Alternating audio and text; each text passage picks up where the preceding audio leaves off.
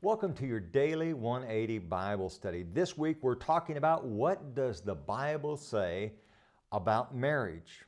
Well, a good place for us to start is to ask the question, what does God say concerning who is qualified to be married? Have you ever thought about that you have to be qualified to be married? If you're going to do it in accordance with the will of God, that's the case. Well, who's qualified to be married? Well, first of all, marriage we see in Matthew chapter 19 and verse 4, as well as all the approved examples in the Bible, is between one man and one woman. There's a couple of points that I want to make about that. You notice it's not one man and three women. Did some of the patriarchs do that? Yes, but it was not God's original design. It's not His ideal design. And that's what Jesus points out in Matthew chapter 19 and verse 4. Furthermore, it's not between a man and a man, or a woman and a woman. Now listen, there are people who struggle with all kinds of sins. And I'm not trying to elevate the sin of homosexuality.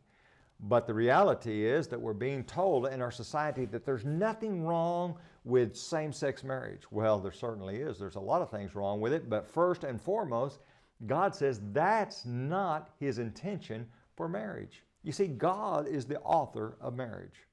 Well, who else is qualified to be married? If it has to be one man and one woman, what are the other qualifications? Well, it could be someone who has never been married.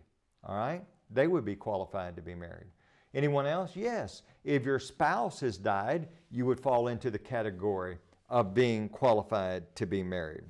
And then, if you have been scripturally divorced. Now, what do I mean by scripturally divorced? Well, in Matthew chapter 19, in verse number 9, I want you to notice what Jesus has to say about divorce. And I say to you, whoever divorces his wife except for fornication and marries another commits adultery. Now, did you see that? Jesus says there is an exception clause.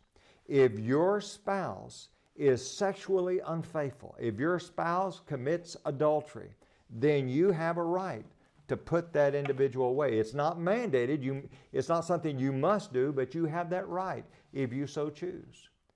Those are the individuals who are qualified to be married. If you are the guilty party in a divorce, you've been put away for adultery, you don't have a right to be married. A man and a man don't have a right to be married. And a man doesn't have a right to marry three women. That's what God says about marriage. Join us again tomorrow.